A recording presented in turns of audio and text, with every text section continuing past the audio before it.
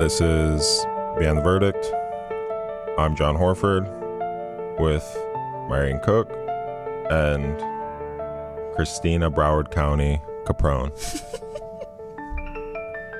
Forgot about that. So when we were watching the documentary about Aileen Wuornos, who is the subject or the person that we're covering today, Broward County was where she was imprisoned, and that is where Christina is from. Born. It's where Christina is from. I was 3. I wouldn't say from. You lived there. You were born there and lived there till you were 3. That's where you're from. Sure. Yes. So it was just something that came up. Christina was like, "Oh, yeah, it's like I know that place." Oh, So, yeah. I know. The queen of serial killers. You want to talk about her? No. Well, Marion, you want to start us off? Just give us like a brief overview. It could literally be 20 seconds, and we can just get right into it also.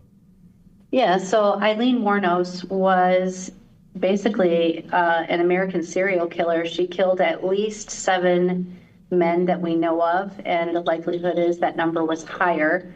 This was during the time frame of the late 80s, like 89 through 1990 and beyond. And she was working as a prostitute where she would meet these men and they would end up missing. Most of them were found along stretches of highway. They were naked and found deceased. I believe they were shot multiple times in multiple places. She had a female partner that she'd been with for a long time who knew about all of these things. And I think that's one of the ways the police actually solved this case and solved these murders was the partner of Aileen actually worked with the police to give details about what she had done. And she was convicted of, I believe, at least 6 of those murders. The 7th man his body was never found, so they didn't proceed on that case. But she was convicted and sentenced to death.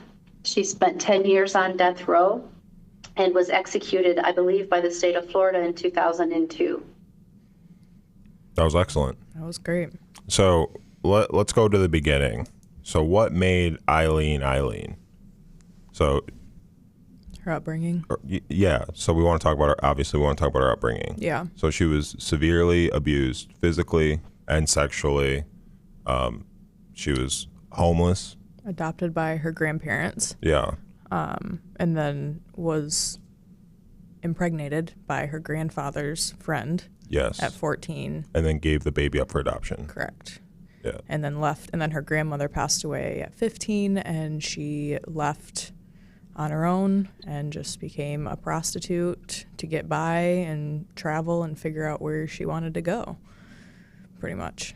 Yeah. So a difficult life for a child. I thought too that her grandfather had kicked her out after grandma died, but maybe that wasn't the case.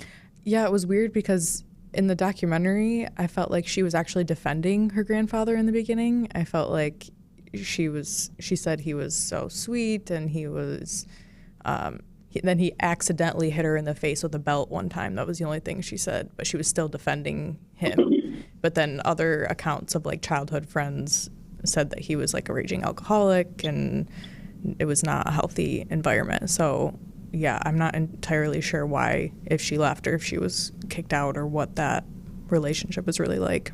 But it's not uncommon for abuse victims to defend the people that abuse them. Right. Even if it's not seen as severe abuse. I feel like most kids, and maybe not, now that I'm thinking about this, most kids have been hit with a belt, I feel like. Maybe not in the face. Maybe not in the face. Yeah. But yeah. But hit with a belt in general. I mean, she was born in 56, so. So that was the norm then for sure. Right. Yeah, I mean, I can say from experience and dealing with 25 years as a prosecutor, dealing with cases where victims don't always look at their abusers in a bad light. They can often separate the person who abuses them from, in this case, perhaps the grandpa who took her in and was nice to her at times or did take care of her at times, or, you know, they had memories where they weren't all negative. And so victims are often able to disassociate the bad person who's abusive from the person who's nice to them, because that's all they have. And if that's their happiest memory, if that's their happiest thing, they're going to hold on tight to that, even if the person abuses them at other times. Yeah, that makes sense. Yeah, it seems common. We've talked about it before in past episodes, but even the worst person that you know has positive qualities about them. It doesn't mean that they're not monsters. So it's, right. Yeah, humanity it's a weird thing. And I don't know if the primary source of her abuse was even her grandfather. I mean, she mentioned trigger warning, but being raped multiple times, 30 times, I think, by the time she was 15, left the house. She said she was, and she referred to them as friends, but she said she was gang raped by her friends in high school guys. I don't know. What did she say, friends? She said friends. Or they were just like I remember other her saying classmates? By her friends. Oh, God. And I was like, it's just interesting, the word choices. Yeah. Well, she was also sexually assaulted by her grandfather's friends. Yeah. And that's who got her pregnant. So, we don't know whether or not Grandpa offered her up, or Grandpa's friends were just there and took advantage. I mean, it could have been both ways, to be honest with you. But either way, I mean, I'm not saying either way, it's horrific. It is. And I'm not saying that the grandpa would be in a position to know that that type of abuse was going on, but it's hard for me to believe that there weren't signs that presented themselves as red flags that he should have been a little bit more aware of and tried to protect her. But he was also an alcoholic, so I mean, he could have been black the whole time. He could have been passed out when his friends were over, and then they did stuff and he doesn't know. Or quite honestly, he could have provided her as an option for the friends, which is something that's not uncommon either in situations like this. That's horrible. So are these decisions that Aileen has to make growing up decisions that she had to make, or that the trauma is forcing her to make? Leaving the house, giving up the baby, getting into prostitution. Like, did she have a choice? Did she actually have a choice, do you think? Or were her circumstances forcing her? She was a minor when she was forced to give up the child, so I don't think she had a choice then. I think Grandpa forced her to do that very clearly. But leaving the home, she may not have had another set of skills that she thought she could do anything else with other than prostitution. I mean, that's not the only thing that you could turn to. There's, other types of jobs or different types of things, but maybe she felt like that was her only choice. Yeah, I understand how it can feel that way. The only thing you have is your body and clothes on your back. At 15? My God.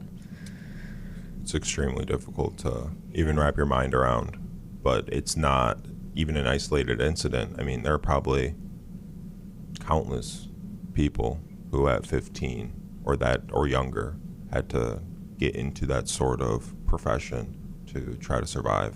I feel like it's a miracle she honestly didn't end up being trafficked. Like, being in that at 15 all the way till she started murdering, she was 33 or something. I mean... Yeah. So what happens in between those years? Is it just, do we know much, or is it just like general prostitution is what we know? It's kind of general prostitution, but, it doesn't mean she didn't have a pimp and wasn't trafficked. I didn't see much more, and I did research on it looking for more details, and I didn't find any. I feel like she wouldn't have had the ability to move as freely as she did if she was being controlled by like a kind of pimp, because she ended up, I feel like she was traveling across the country, and then she finally found herself in Daytona and went back and forth around Florida. And so if we don't really know much about what happened in between, I guess the next logical place that we go to for this story is the murders. Yeah. Well, before you get to the murders, I mean, she had met a man and got married at one point, right? Like, he ran a country club or something, I think I read.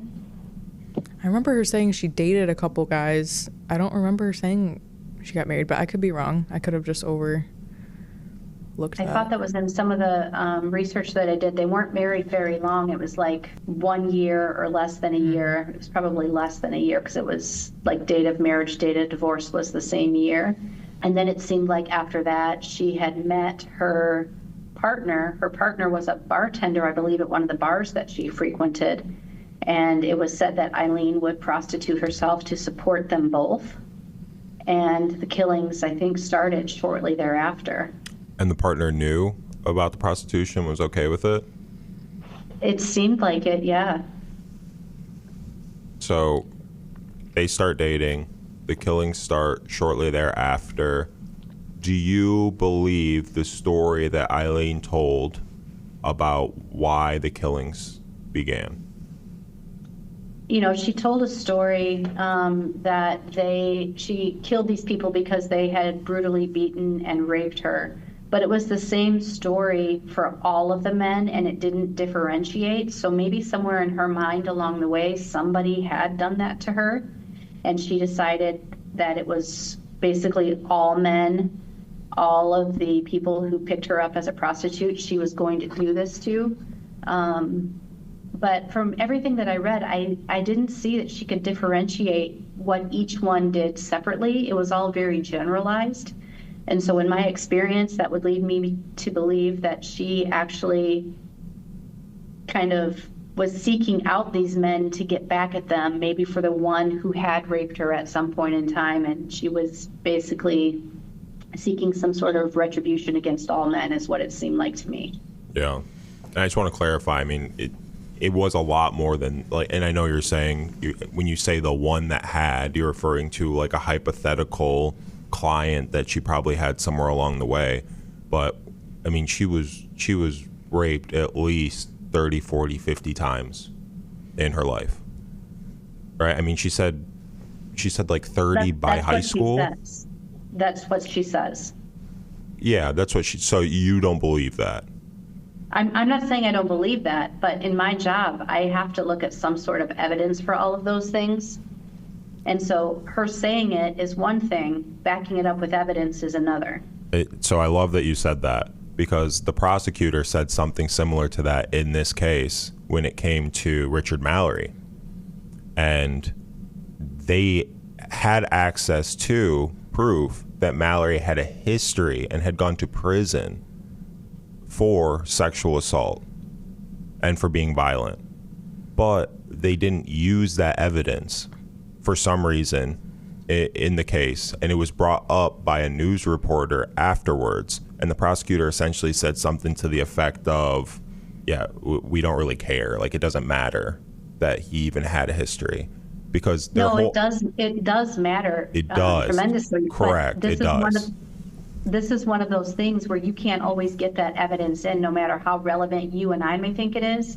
Under the eyes of the law, and especially during that time frame, you couldn't bring in prior acts of a defendant or of a victim without filing a motion and making sure that it met the parameters of bringing in those prior acts. You couldn't use it to show back then that a person was violent or a serial rapist and had a propensity to do that, so that meant they did it in this case.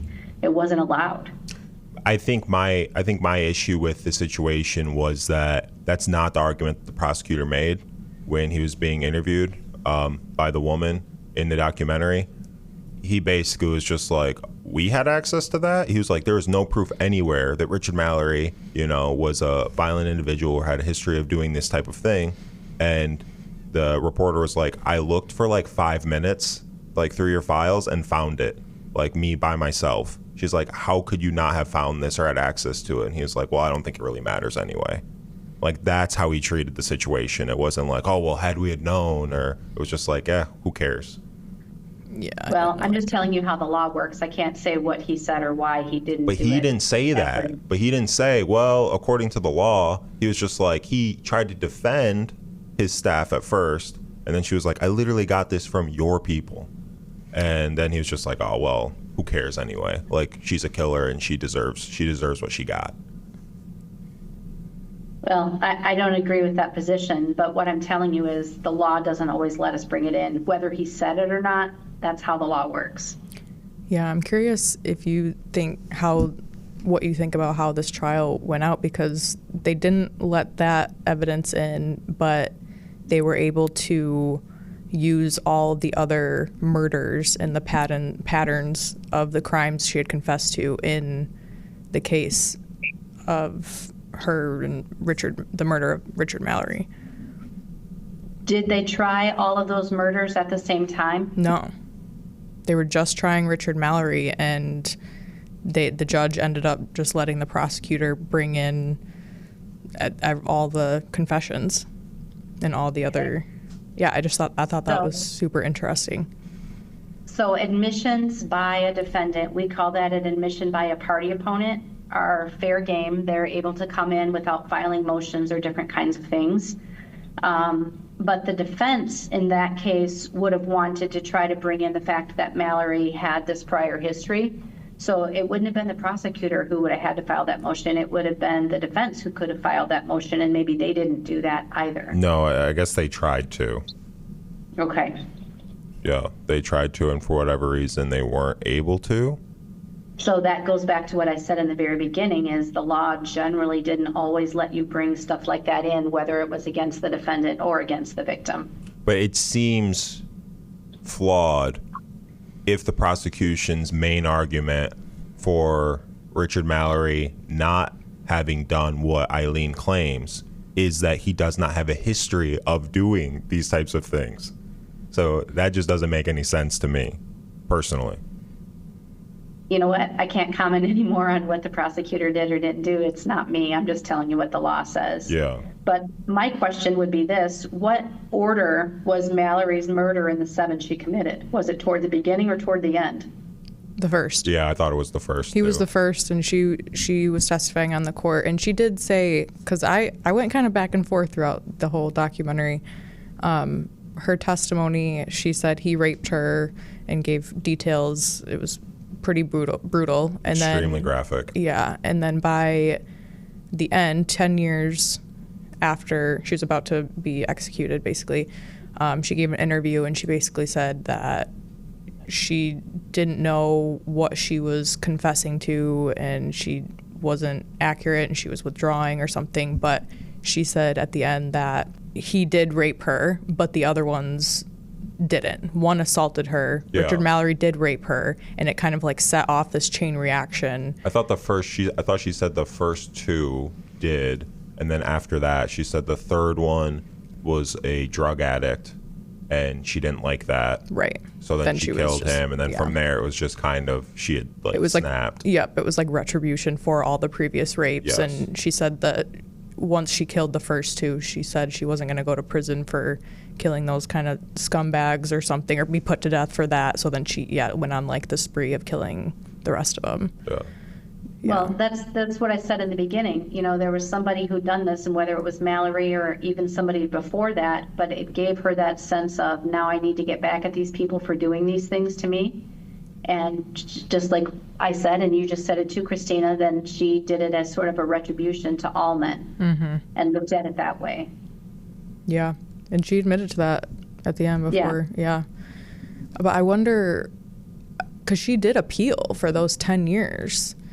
Well, I guess we skipped the fact that, did we skip the fact that she got the death penalty for? No, I mentioned that in the very beginning. Okay, yeah, she got the death penalty for Richard Mallory and for, I think, 3 or 4 of the other cases that she pled no contest to. Which, what is the point? You already have one death row sentence. Like, well, the point is if one of those convictions gets overturned, then you still have the other ones that you're looking at. So you would always do them and look at them because they're appealed separately. So you would always look at their sentences separately, technically, too. So you don't...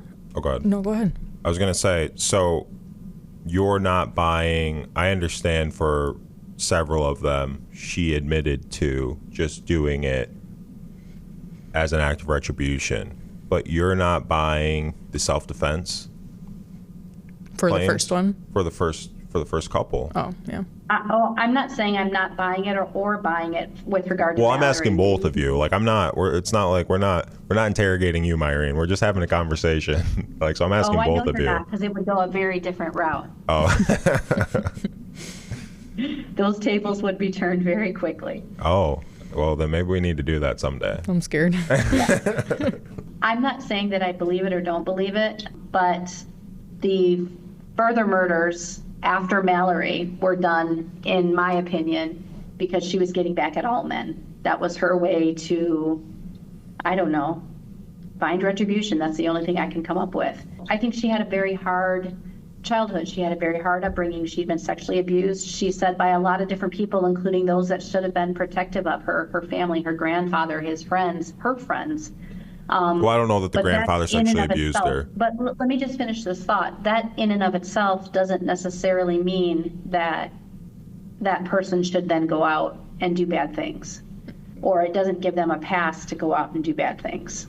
I'm with you. Yeah, no, agreed. I just want to make it clear, I don't believe that her grandfather, I don't think she accused her grandfather of sexually abusing her, just for the record, correct? I don't think so. I saw some research, some of the research I did that said he did abuse her. Oh, well, physically maybe, yeah. The belt to the face thing. No, sexually too. Oh, sexually? Oh, well, Yeah. That's a hard life. Yeah, she did. It's horrible. But you don't, obviously it doesn't justify any of these actions, but do you think that somebody with that history of abuse and someone who is not mentally well should be put to death? I think that's a hard question. And, you know, generally when you have a death penalty state, they find the person, the jury finds the person guilty or not guilty, and then there's a penalty phase where a jury generally then can recommend life without parole or the death penalty. And they've found that evidence to be so compelling in this case and in other death penalty cases where that happens that they recommended the death penalty. Did they give them the option in this case? I guess I didn't look into that. Like, was it death penalty or nothing? Well, she wanted the death penalty. It's either at the penalty phase, once she's convicted of the charges and the jury is presented with all the evidence, they have a choice of death penalty. They recommend death or they recommend life in prison without the possibility of parole. Gotcha. Yeah, I think her being a prostitute and being tried by a jury of probably pretty religious women in the South Florida around that time didn't really help. Well, she'd been adopted. Well, that's the other thing. She got adopted. Oh, yeah. When she was after she in was her 30s.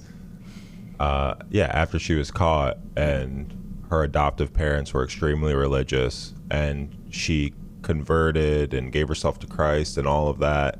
And then she was saying she wanted the death penalty so she could be closer to the Lord, like get closer to heaven. And the mom is literally in court celebrating that. Like, thank you, Jesus. That was like, a little weird. It was like, oh, wow. Two things on that. She was an adult when she got adopted, right? Yeah. Yeah, it's like in her 30s. She was already convicted of or not convicted, I'm Right. sorry, charged with the murders. So that's kind of weird, number one. But number two, she also, in some of the research I saw, she also said that it's good that she's being put to death because she would murder again. Yeah. Yeah. She did say that. She's just angry and she's been abused and she's She said that, didn't she? Did she say that in an interview or was that in court? I can't remember which one. I think it was at the end. I read it in a couple different articles, so I'm not sure if she said it in court or in the documentary. Yeah, in the documentary she says it, but I just can't remember if it was a scene where, because they have like court footage and then they have her being interviewed. I think it was her, like maybe not in court, but appealing or something. Yeah, maybe in one of those. She straight up said that. Yeah, she did. Yeah. I appreciate the honesty, honestly. Yeah. Yeah. And I mean, I guess, so if someone wants to die, like if someone's in prison and they want to die, is it the right thing to allow them to have that? Like if someone, for example, got sentenced to life, but they're like, I need the death penalty. Does that type of appeal work? No, because the person doesn't get to decide, just like the person doesn't decide, I want life without instead of the death penalty. The defendant has no say in what their actual sentence can be. They can ask the court for leniency. They can ask the court for what they want. So I guess in your scenario, she could ask for the death penalty.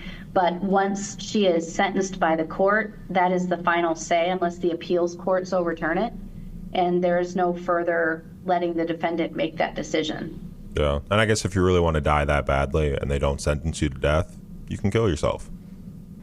There probably are ways to do that, yeah.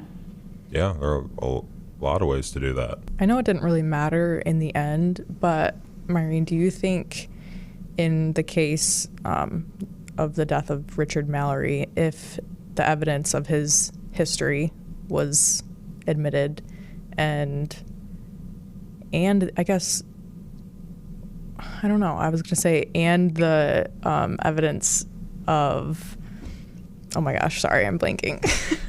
Never mind. Just ignore me. Go back to John. I think where you're going, Christina, is if the evidence was admitted that he had raped and beaten her, and the evidence came out that he had that past history, would she still have been convicted? Yeah. Okay. So, I mean, it's possible she might not have, but I think it also goes to juries look at how someone kills someone else. And I believe she shot all of her victims with a firearm. But I think some of them were shot like multiple times in the head and multiple times in other body part areas. And so the jury may still have considered all of that. Maybe they would have reduced the charge maybe from murder to manslaughter or something else, or maybe found her not guilty, but that wouldn't have exonerated her from the killings that were subsequent that she did just because. Right. That's why I kind of was like, I don't know if it really mattered, but it just didn't seem like justice in the time. I don't know. Yeah. Do you think that the police officers basically going after movie deals before the trial should have led to more leniency, just because these people are showing that they're biased, they're showing that they're anticipating what the end result of the trial and everything is going to be? And I believe one had even made a comment about not wanting to testify because he didn't want it to impact any potential movie deals with studios. So first of all, that's entirely wrong. That should never happen. It shouldn't. I know it did, but it shouldn't happen. It should never interfere with an ongoing case, ever. That's my opinion. But should she have gotten leniency for that? No, because you're being sentenced for the crimes you committed, not whether or not cops were seeking deals of their own. I don't think that comes into play. It's not relevant in the matter of sentencing. But isn't it relevant in terms of bias, though? These are the individuals who help to collect the evidence and go to these scenes and all of that, and they're the ones who are going out and painting this picture of what this story is so they can get money and fame as a result. I think that's an extreme level of bias. It's not bias. You have to show bias during their investigation, not something they did subsequent after she is arrested. There's a difference with that. It feels like bias to me still, though. Well, I feel like it was during the investigation. They were already going directly to the producers because one guy said that he wanted them to have the honest truth of like the details or whatever. But then also, regardless of the bias, I feel like it sways public opinion. It was released before 100% she was even convicted. Yes. And they shouldn't do that either. They shouldn't release anything like that before there is a trial. And I agree wholeheartedly with that. But they would have had to have enough of the investigation to move forward and charge her. So the nuts and bolts of what happened in her case would have been done by the time you're saying they were talking with producers. Because for producers to be even interested in a case, there has to be enough of that moving forward. And so they would have had to have the majority of that investigation done already. They also probably looked at all of this during the 10 years of appeals. But again, in the grand scheme of her admitting and pleading guilty to all the other murders, I feel like it didn't really matter. Why appeal if you want to die? She didn't think justice was done. Maybe she wanted to be exonerated for Mallory's, but not the rest.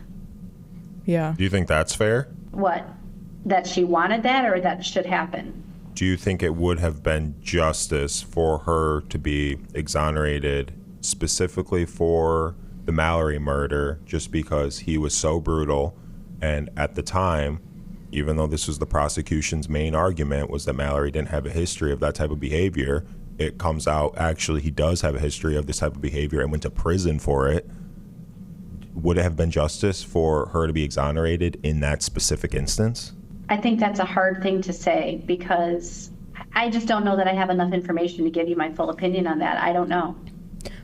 Random thought that just popped into my head. I feel like the craziest part about his past history, I don't even think it was prison for 10 years, but he was like being treated for this violence, and he was quoted saying like he can't help himself, he will do it again, his sexual tendencies are just like dangerous, or like all this stuff. So I'm like, that's just crazy that they just released him back into society after saying something like that. Yeah. The difficulty was back in those days, the laws were a lot different about how long they could hold a person or what they could hold them on, depending on what he was convicted of or not convicted of, or if he was found incompetent. We've talked about that before. They can only hold them for so long. At times, I'm not justifying that. I'm just giving out reasons like why he might have been released back into the general public. But I think one of the things about the Wuornos case that really made it to where producers were there and movie deals were coming and it became a very big deal is because she was one of only a very few women ever sentenced to the death penalty for homicides. Right. She was the third in Florida's history to be executed. Right, but I mean, it was murder. still a very, very small percentage nationwide of women who had been sentenced to the death penalty, and it was very, very low, and she was one of very few.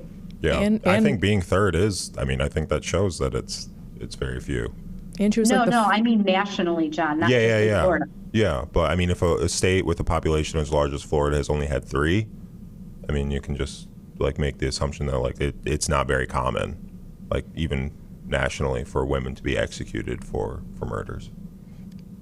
She was also. But I want to say like the number for nationally was like maybe 10 or 12, and so Florida was actually fairly high in that number system. But overall, women just weren't generally sentenced to death at that point. I think she was the first female serial killer too. Oh, what the other 2 people get executed for? Probably just murder, but I think she was the first one that had like killed multiple people and had like an MO of how she was like disposing. And Got you. I think that's why it was also so popular, probably. Yeah. And would you classify Aileen Wuornos as a serial killer? I think so. I think she had a pattern of how she sought these victims, these men out using prostitution, and she murdered them. And she had, by her own admission, the majority of those men, at least 5, maybe 6 of them, didn't assault her, didn't sexually abuse her, didn't violently abuse her. And so she was seeking them out to kill them. So yeah, I would say so. It's interesting to think, and not that it would be justified, even though this behavior is disgusting, all of the men throughout her life who had sexually abused her, had she actually gotten justice or, vengeance for those, that's a ton of men. That is a ton. What possesses that many men, or any man in general, to force themselves on someone like, Aileen or anyone? It's just... That's the question. More often than not, sexual assault is not about the sex act itself. It is about power and control and manipulation. And that sometimes gets missed in the thought of why would men sexually abuse other people. It's not about the sexual abuse that comes as part of it. That's where they maybe get off on it. But it's really about control and manipulation is how it comes through. So what makes someone like Aileen Wuornos a magnet for that? Because it's horrendous, even if it happens one time.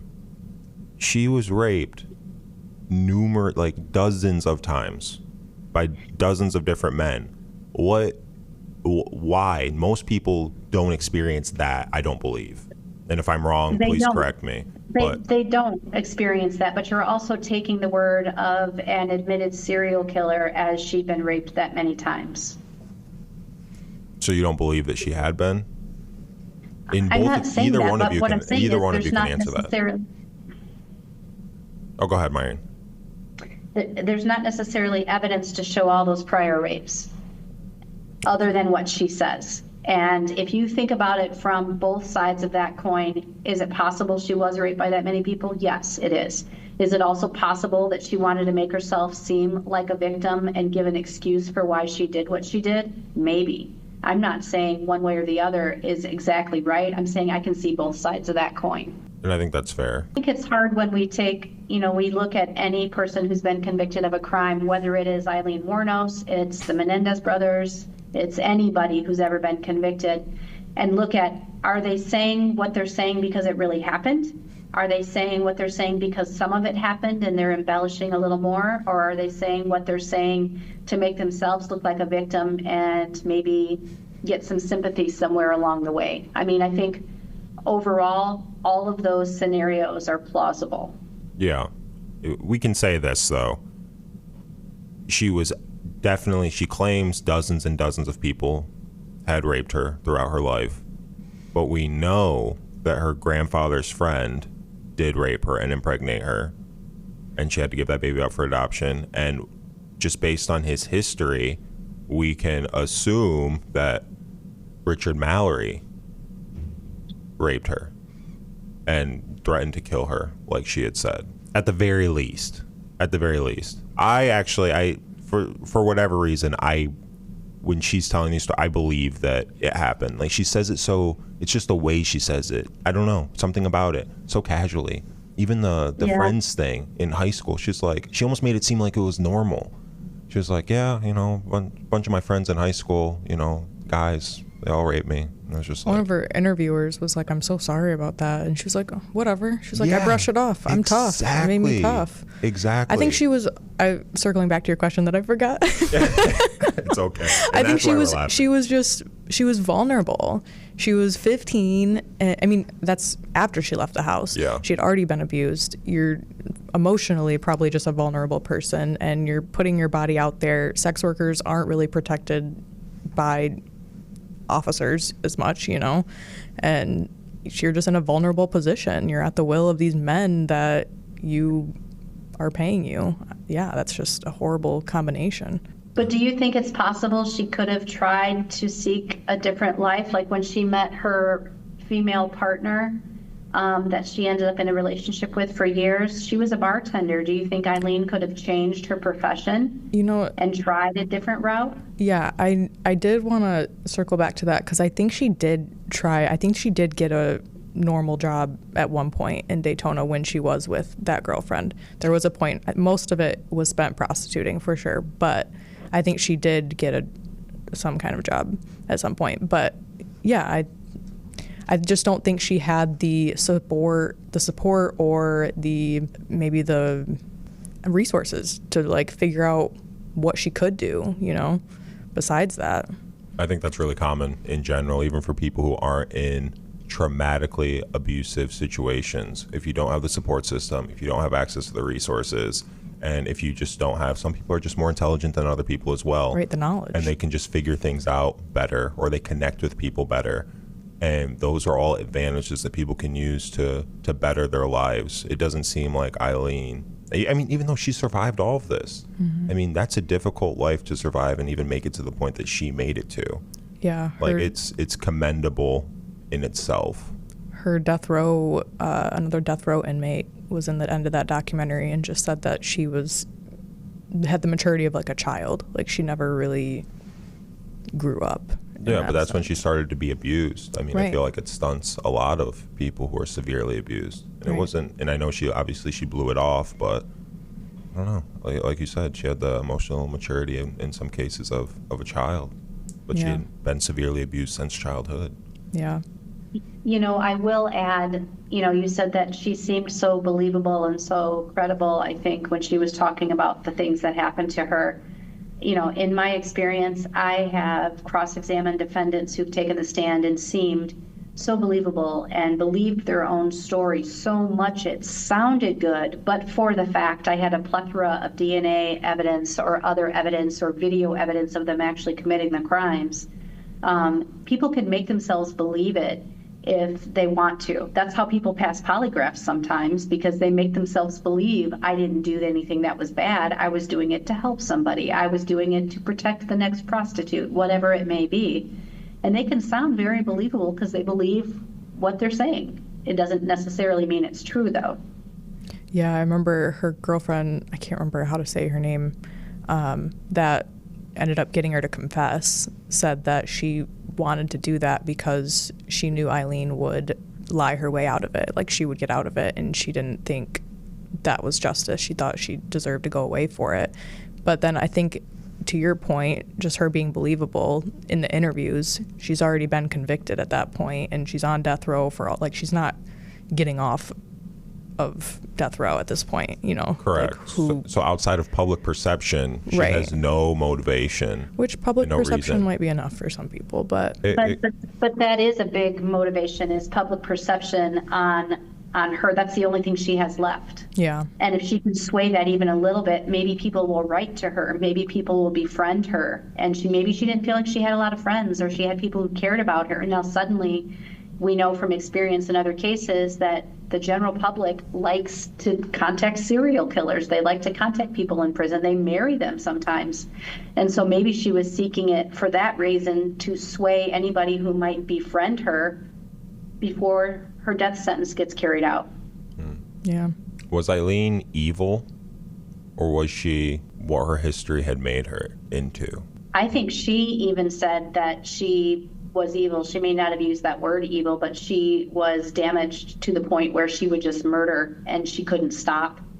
And so I do think there is an evilness about that. I feel bad calling her evil, but it is horrible. Like, sorry, I'm not laughing at the death. I'm just uncomfortable. Thank you for being honest and vulnerable.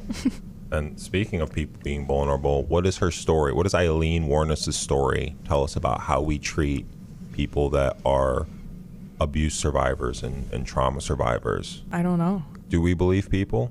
Yeah. But Believe the not Aileen? victims. No, I do believe Aileen. I Do you? Yeah, I do. I don't think it's right that she took it to the levels she did, but I do believe her. I think it all tracks out. It all makes sense. For me, the thing that I see is I don't disbelieve that she was abused when she was younger and that she had a hard life, and maybe she was even abused by Mallory as well. But that does not give her the ability or a license to go further and murder other people. It doesn't excuse her behavior because she had trauma in her life.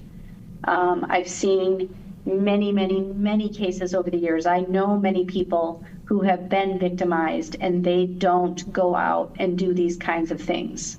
So, I think you do have to look at that from both sides of that angle. I think that's fair.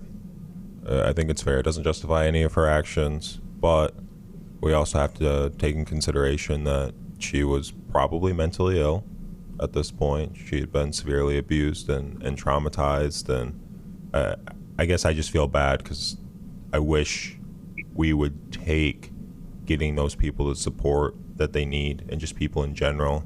And I guess we can only speak for like the country that we live in, so the United States of America. I wish people would take that more seriously, because we blow these people off, we ignore these people, we treat these people like they're less than within society, and then when things like this happen, how can we be surprised? Not that they should happen, but when people don't have access to any resources or any opportunity or any help, and they're abused and they're looked down on and they're mistreated for years and years and years and years, a human can only take that for so long before they snap. I just feel like we have to do a better job, and we've talked about it in past episodes, as a society, as smaller communities, as states, as a country, as whatever, but just helping more people, caring about more people, being more empathetic, and getting them access to resources sooner rather than later. I mean, that's how we met, Myrene, through work with the Children Advocacy Centers of Michigan, and one of the big pushes there is getting kids resources ASAP after these abusive situations. I think that's changed a lot since the 80s and 90s. For sure. Across the board with regard to victims and services that are available and looking at trauma and triggers. I don't think all of those things were looked at the same way in the late 80s and the 90s as they are now, which is good. We need to do that. We need to provide services as early as possible. I agree with everything that you just said, but we have to keep it in context when back then that wasn't a focus that they were looking at primarily as we do nowadays. Yeah. Yep, you're absolutely right. So that was Aileen Wuornos. She was executed. She said that's what she wanted. Her stepmom was, her adopted mom was so excited for her to go and meet the Lord. And if there's anything that we missed in this episode or anything that we misquoted, reach out, send us a message, BTV_pod, TikTok, Instagram, Facebook, YouTube, all of the places. And if you're enjoying listening to the podcast, please give us a rating. Let us know what you think future episodes should include. Should we go to some different types of crimes? Are there cases right now you're really interested in? Let us know. We're still working from a very long list, but we want to add what you want to hear to that list. You can find us wherever you listen to podcasts. Thanks for listening. Thank you.